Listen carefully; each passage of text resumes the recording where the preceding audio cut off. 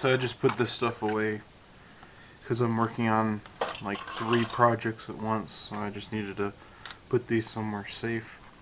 So I went back. I wasn't happy with a lot of the panel line wash that I did, so what I actually went ahead and did is I just used Tester's enamel paint, and like these lines on the bottom here, I tried putting the wash on there and it just basically the model gave me the middle finger. As soon as I wiped it away, it just all came off. And this is kind of like a dominant part you want to have on the model, you know, these little arrowheads. So all I did is I just painted them with Testers, and then I used these. Whoa, there they all go. Yeah, of course. I'm gonna spill them all over the floor. I use these Tamiya cotton swabs, these pointy ones, and I just dipped this in mineral spirits and just cleaned around the edges, and perfect. I'm super excited. So I think I mentioned that these kind of, I don't know, what do you want to call them, bulbs or eyes or something. They're kind of this brown orange color, and I painted them metallic brown. I really like how they turned out. I'm pretty excited about that. So I have a couple little blemishes in the plastic here from the paint actually, and I got one line there. I have to fix that. Crap. Anyways, these little blemishes in the paint there, if they don't go away with a flat coat, I think I might just paint them silver and go, oh look, it's battle damage, which if you've seen the episode where these things are in is completely plausible. The other thing too, Panaline accent color. I just wanted to make mention of this. I just watched Greg's video at stevesfish.net. He did a video of his hobby table and stuff, and it was really cool. Really enjoyed that video, so thanks for posting that. And you should check that out if you haven't already. And he made mention in there that you can't buy Tamiya enamel paints in North America. So I just wanted to share something kind of funny. I'd heard about this stuff because it's in a Tamiya catalog that I own, and I really wanted to do panel line washes and not have to mix them every time, because you can easily do that with, you know, this stuff and some mineral spirits, which is what I've done in the past. And I found this at a store in Calgary, and I was really excited, so I quickly, you know, bought it up to test it, but I didn't know how to clean it. And so I called Tamiya USA, and it was this very long conversation of trying to get them to understand what it was I was talking about. I'm like, Panaline accent color. It comes in like a little bottle like the paint, or sorry, the glue. And the guy eventually went on the Japanese website and he found it. And he goes, oh, this is enamel. I said, yeah. You have enamel paint in North America. Yeah, so? That's illegal. What do you mean it's illegal? Well, how did you get it? So I bought it in a hobby store. In a hobby store, yeah. That's illegal. You can't have that in North America. I went, oh, okay, sure. I'm not going to, you know, return it or anything like that. So he said, I have no idea how to clean it because we don't have it. It's illegal here. Their enamel paints are, you know, 100% illegal. Can't have them.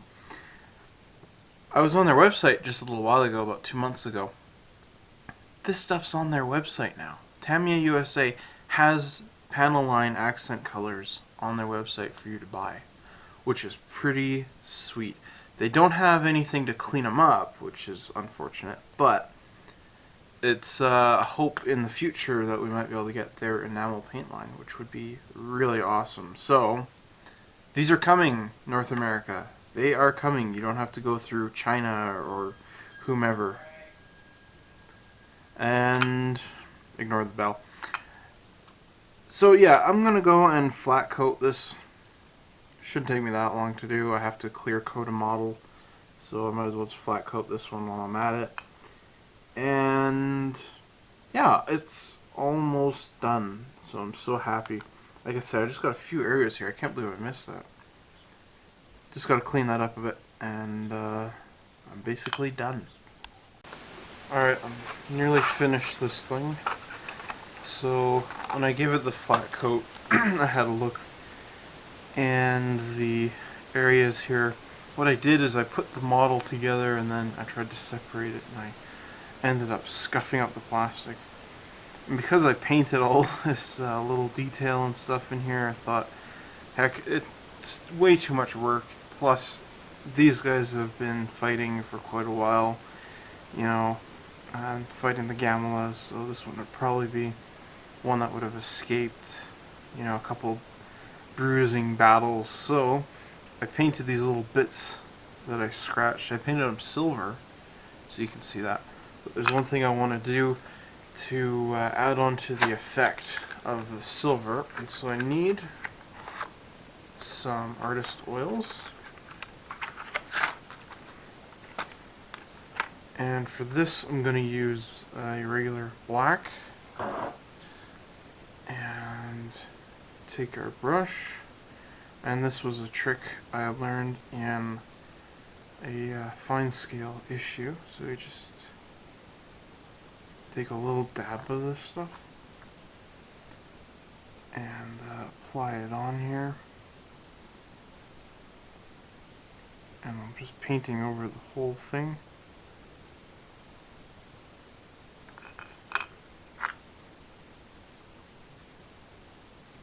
That's all I need to do. And I kind of work it in there more.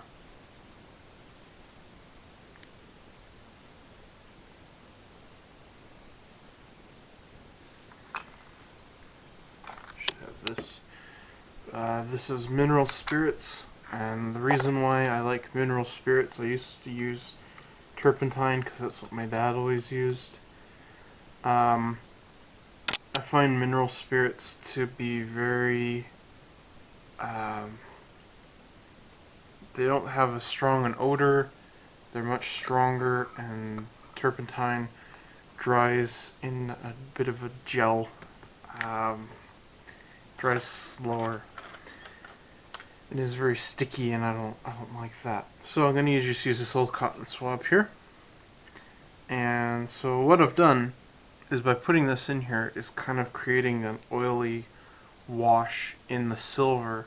So parts, like, imagine there's a circle right here, and this is silver, and so there's also this layer of green paint around it, right? So what I'm trying to do is trying to get the silver to go in here and create this nice little black ring around it, and that's just going to make it look used. Let's just wipe it off.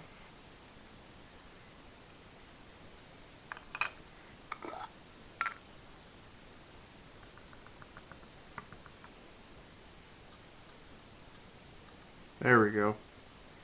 Cool. So, awesome. That's awesome. So now it's got this blackish tint in the silver. I'll just take my brush here and clean this up.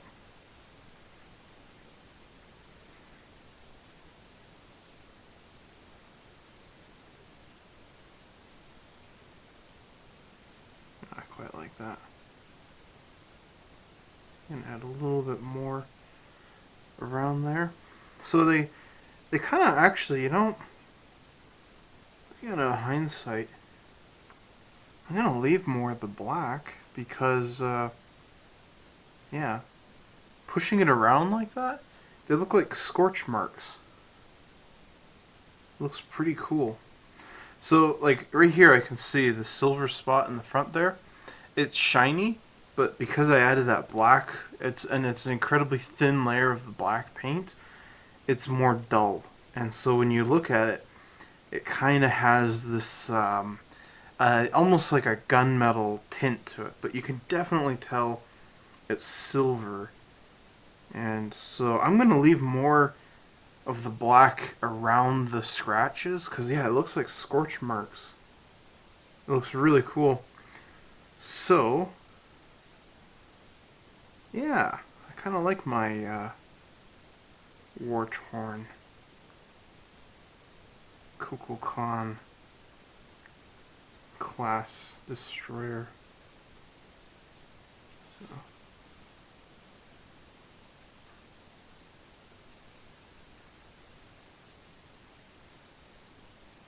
pull a little bit more off. So that looks good.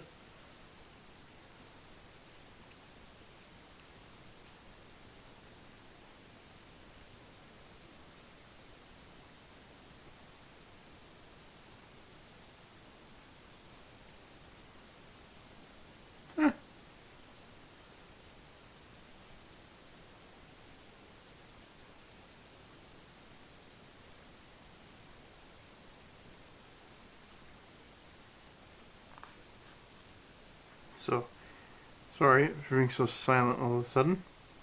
I'm just kind of focusing on what I'm doing here.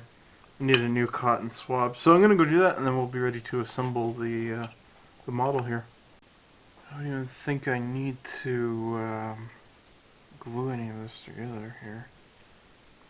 With that little bit of layer of the plastic, or sorry, the paint on the plastic. Yeah. There's no way this is coming apart, so there's no reason to glue it. But I'm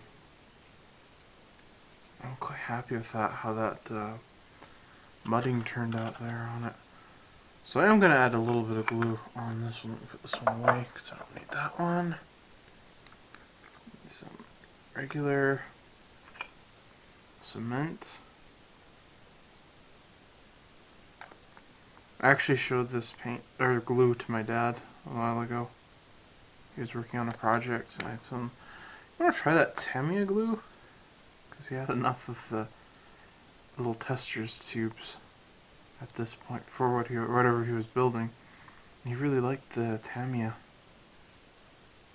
Oh man, look at that. That is sweet. I am pretty stoked about that. Let's put the base in here.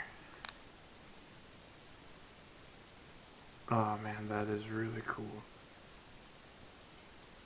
So what I'm going to do now is just have a look over it and see if I need any touch-ups or anything like that, and then start the slideshow and be back with the final review.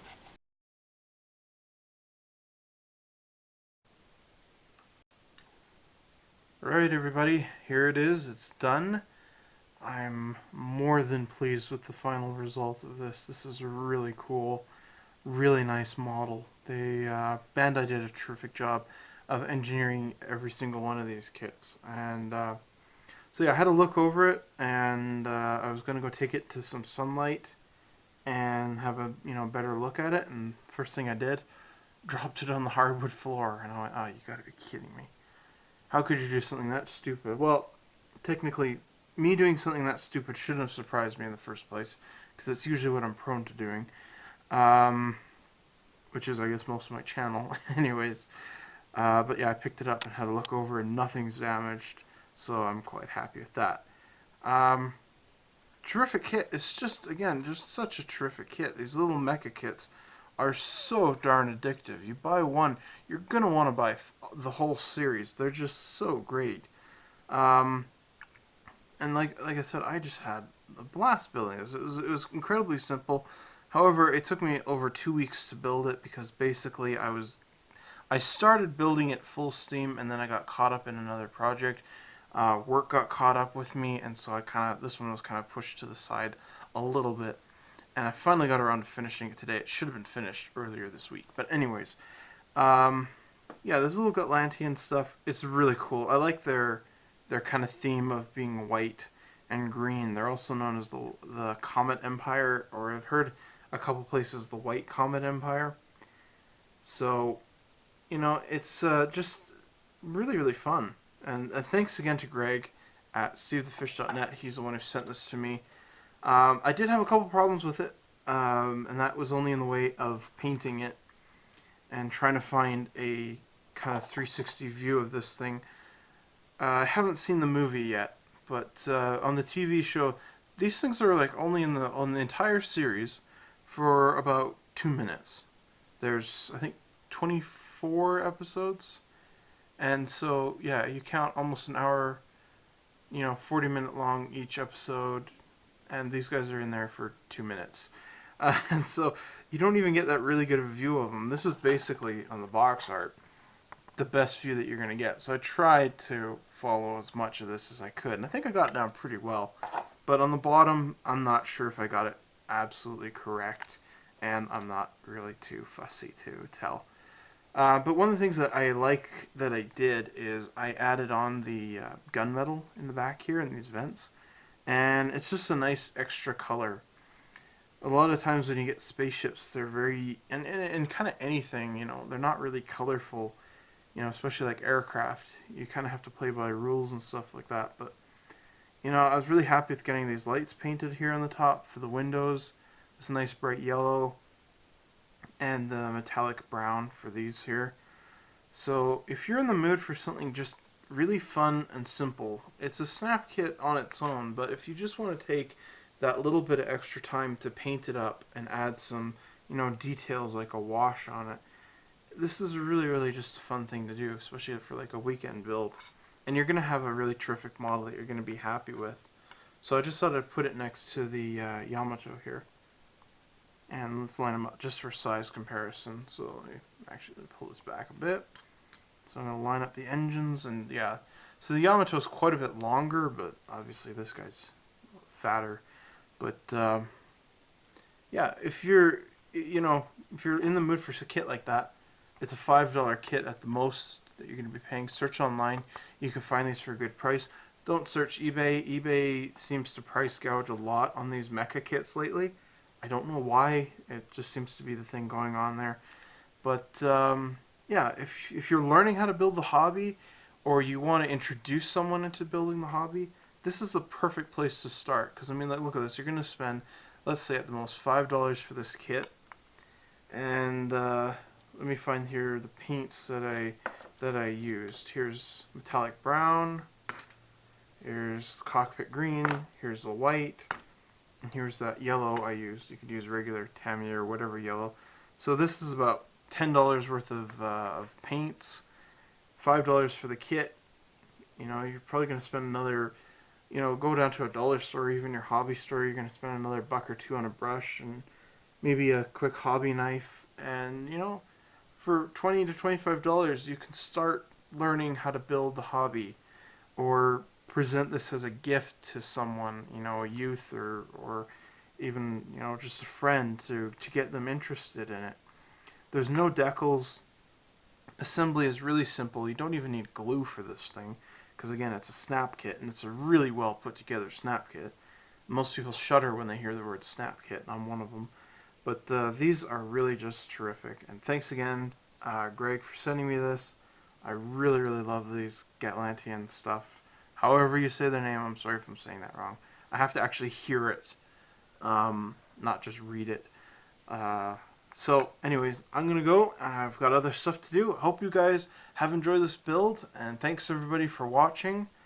And what can I say? It's just a terrific kit. This is Rebels of Cloud9. If I haven't taught you anything, at least you guys have learned what not to do. I'll see you guys later.